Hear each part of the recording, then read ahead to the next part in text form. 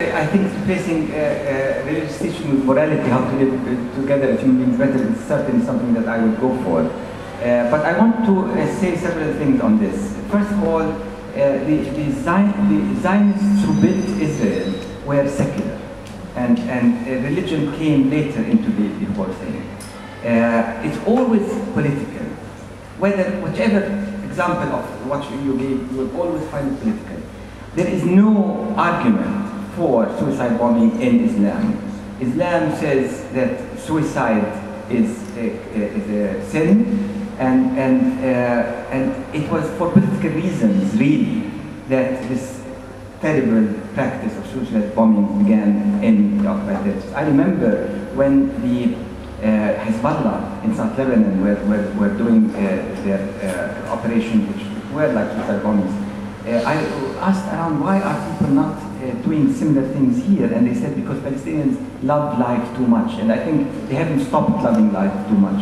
I think it was political incentives that drove into, including brutalization, including other factors and financial matters and so on. And at the same time, you know, the passage I read in the beginning is important, because in the Alon Morey case, which was one of the first cases about the issue of land, the High Court was arguing legal arguments about what is possible and what is not possible for the takeover of land. The settlers who started that settlement came to the court and said, we do not care what the legal arguments, the secular law of the state says about this matter. What we care about, and the only thing we care about, is that this land was given to us by God. And that's the issue, and that's the beginning and the end. The court said, we do not accept such an argument.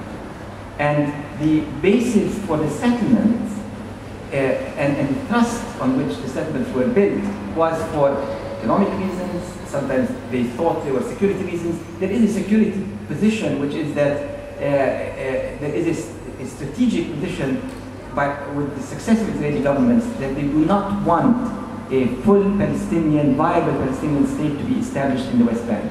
And in order to prevent this from happening, they will divide the area by settlements. So it's not really religion. Now the conflict between the religious and the government is ongoing, because when the government now is saying we will annex the land within the area of the wall that has been built, the settlers continue to build in areas which have private land, which are outside of the scheme that is acceptable to the Israeli government. And that is what accounts for so many of the settlements that have been built near Ramallah. So, for example, just last week when I was still in this country, I read that there is a new settlement which is a 5 minutes walk from my house in a place called Yad Yair, which the army wanted to stop and went to dismantle these installations that were put, and the settlers fought the army, and of course the army always gives them retreats and lets them have their way, and so the conflict, there is of course a group who believe in religion and so on, but I mean, when a person believes that God said this or God didn't say this, there's no argument.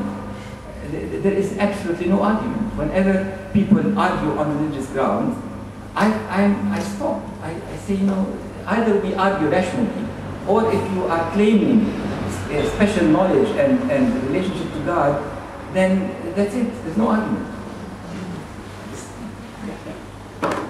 Yair Khan from Islington, Friends of Yevne. I wish I met you in 1993 because I was depressed like you were about Oslo. I actually wrote a short article that Oslo will pave the way to apartheid. I want to draw from two things that you said. One, I wanted to, about Israel's position that they're not occupied territories, which is what Israel says now about Gaza in particular. And the Free Gaza boats exploited that. And they said, well, it's not occupied, then we can just sail there, which they did successfully, which is a great achievement. But being a bit pessimistic, I'm worried about some other implication, and in that context, I want also to look at the Rafah crossing, and because and I wonder what is your view, both as a lawyer and as somebody who seems to have a good insight about Israel policies. But my reading of what Israel is doing about with Gaza is drawing them into such desperation, and including anybody who does any solidarity work with Gaza, that it would be seen as achievement if Gaza is actually, literally, forever separated from Israel and therefore from the West Bank, and that there will be an opening window to Egypt, which will be seen as achievement because it is a relief, at least they're not completely under siege, and that boats that there is next week on Monday, this Monday, there is another boat going, which is, these people are absolutely, don't get me wrong, these are heroes. The people who went on the Free Gaza, they went with death threat and all that. But sometimes inadvertently, we almost like play to the Israeli hands in that sense.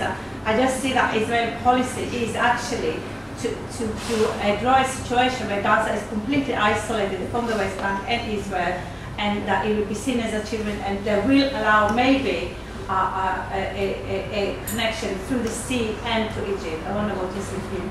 Well, I want to say that as with any other method that finally sort of gets to a culmination, there is a lengthy preparation. Because before Gaza was so isolated, the attempt to isolate and separate Gaza from the West Bank was going on for many years, in every possible way. So the relationships between the West Bank, I mean, the Palestinian Authority, the people who argued for the Oslo, one of the arguments they said is for the first time we have a Palestinian Authority which has jurisdiction over civilian matters, over West Bank and Gaza. So it's a singular authority for both areas, and that's a very important achievement. And then, of course, in the Oslo, there is this phrase that the West Bank and the Gaza Strip should be considered as one integral unit. But of course, you can say things and then they undermine them in every way. The undermining of the possibility of any sort of unity between the two areas was happening a long time before what we see today. And I think you are quite right. Israel's position is that the land of Israel, Greater Israel, is ours, by God, by law, by whatever, but it's ours. Unfortunately, there are these Palestinians who are in Gaza and in the West Bank. We have to do something about it. For those in Gaza, we imprison them in this large prison, and then eventually allow them to go through Egypt, and therefore, as you said, they would be very happy because at least it will be a little better than before. For the West Bank, we will establish a self-rule and also make it so much better to be part of Jordan, and then they would eventually link with Jordan, and there would be a linkage, not keeping the territory under Israel, or keeping most of the territory annexed to Israel, and we will have an end to this problem of having to be responsible and held responsible for these Palestinians. Of course, all of this is contrary to international law, because an occupier is responsible for the welfare of the occupied people. But there are so many indications that Israeli policy, strategy, long-term strategy, is going in that direction. And they do not want, I mean, they would say we want a Palestinian state, but then the question is, what kind of state? What do they mean by state? Where is the border of that state?